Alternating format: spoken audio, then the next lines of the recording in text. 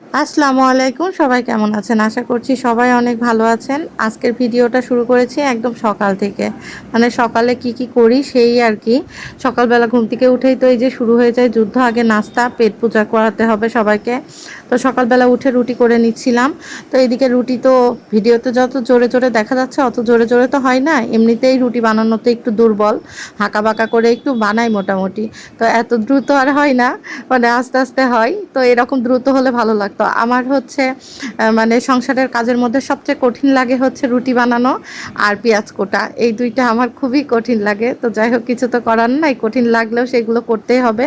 তো ওইদিকে এক চুলায় আলু ভাজি চাপানো আছে আর এইদিকে আবার রুটিগুলো খুব সুন্দর করে ঝটপট করে আর কি বলে নিচ্ছি। তো রুটিগুলো যেমনই আঁকা-বাঁকা হোক, রুটিগুলো কিন্তু মাশাআল্লাহ আলহামদুলিল্লাহ বেশ ভালোই ফুলে উঠে আর কি, দেখতেই পাচ্ছেন। তো প্রতিদিন আসলে সেইভাবে তো ভিডিও করা হয় না। আজকে ক্যামেরাটা অনই করেছিলাম যে আজকে একটু ভিডিও করব। তো আমার ভাজি কমপ্লিট হয়ে গেছে। এদিকে রুটি ছাঁকতে ওইদিকে ডিম পোস্ট করে নিচ্ছিলাম।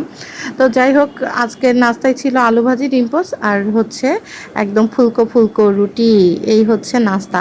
তো নাস্তায় ছোট ছেলে স্কুলে গেছে, বড় ছেলে যায় নাই। ওর একটু ডিসেন্ট্রির প্রবলেম হচ্ছে বলে ও স্কুল স্কিপ করেছে। তো ওকে আর হচ্ছে আপনাদের ভাইয়াকে নাস্তা দিয়ে দিব।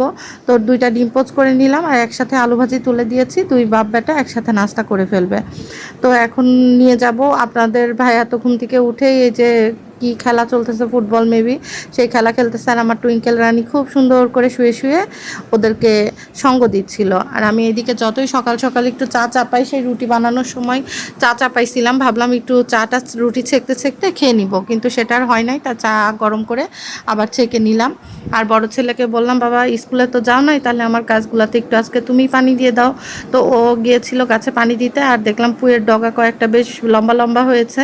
তো ভাবলাম আপনার ভাইয়াকে ভাজি করে দিই। আপনার ভাইয়া ভাজি খুব পছন্দ করে।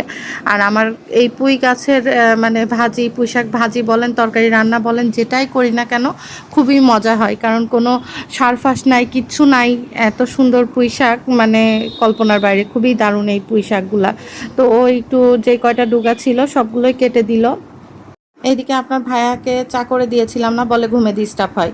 কিন্তু এইদিকে যে আমি চা করেছি বলছে আমাকে দিলা না, আবার ওকে চা করতে যেয়ে আমার ছেলের সাথে বললো আমিও খাবো, ওকেও দেওয়া লাগলো। তারপরে এই যে ছেলে পড়তে বসছে আর আমি পুঁই শাকগুলো নিয়ে পুঁই শাকগুলো কুটতেছি। এত সুন্দর পুঁই শাক বটি লাগে না কাটতে, হাতেই মানে পুঁই শাকের পাতা ছেঁড়া থেকে শুরু করে ডাটা টাটা সব ছোলা হয়ে যায়।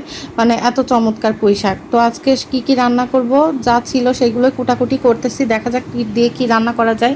তো কিছু কচু ছিল, সেই কচুগুলোই ছুলে নিচ্ছিলাম। কি দিয়ে কি যে রান্না করব এখনও সিদ্ধান্ত মানে তখন নিয়ে উঠতে পারছিলাম না। কুটাকুটির পরে সিদ্ধান্ত নিয়েছি যে কি দিয়ে রান্না করব, কি রান্না করব আর কি। তো এই যে আমার সব কুটাকুটি কমপ্লিট হয়ে গেছে। এখানে মূলা কুচি করে মানে চিকন করে ফালি করে নিছি। কারণ মূলত পুঁটি মাছ দিয়ে আপনাদের ভাইয়া খুব পছন্দ করে, কিন্তু পুঁটি মাছ নাই। তো ভাবলাম বেগুন ওইভাবে কেটে নিয়েছি, বেগুন দিয়ে, মূলা দিয়ে, চিংড়ি মাছ দিয়ে হাত মাখিয়ে চচ্চড়ি করব। আর এইদিকে কচু দিয়ে, বেগুন দিয়ে ইলিশ মাছ আর পুঁই শাক ভাজি করে দিব। সাথে একটু চিংড়ি মাছ দিয়ে ভাজি করব আর কি। তো এইদিকে সব কুটাকুটি কমপ্লিট করে রান্নাও আমি চাপাই দিলাম। রান্না একটু সকালই মোটামুটি আজকে চাপাই দিলাম, যেহেতু কুটাকুটি রান্না সব গুছানো হয়ে গেছে আর কি। তো এইদিকে এই যে হাত মাখিয়ে যে তরকারিটা মূলো বেগুনের, সেটা দিয়ে দিচ্ছিলাম। তো বেগুন দিয়ে আর মূলোগুলো এইদিকে কিন্তু আমি হালকা একটু ভাপ দিয়ে নিয়েছি আর কি, কারণ মূলোর যে একটা কাঁচটা গন্ধ থাকে সেটা চলে যাবে। তো এই যে হাত মাখিয়ে এখন চাপাই দিব। আর এইদিকে পুঁই শাক, ইলিশ মাছের তরকারিও কমপ্লিট। পুঁই শাক ভাজি দেখেন এত সুন্দর হয়েছে। পুঁই শাক ভাজি অল্প হোক, তারপরেও নিজের গাছের খেয়েই শান্তি। আপনার ভাইয়া খেয়েও বলছিল অনেক চমৎকার হয়েছে। তো আমিও খাইছি, আসলেও অনেক মজা ছিল। তো যাই হোক, এই ছিল আজকের আমার রান্নাবান্না, ফুল কমপ্লিট হয়ে গেছে। এই যে বেগুন মূলোর চচ্চড়ি, ইলিশ মাছ দিয়ে কচু বেগুনের ঝোল আর পুঁই শাক ভাজি। তো সবাই ভালো থাকবেন, সুস্থ থাকবেন। আল্লাহ হাফেজ।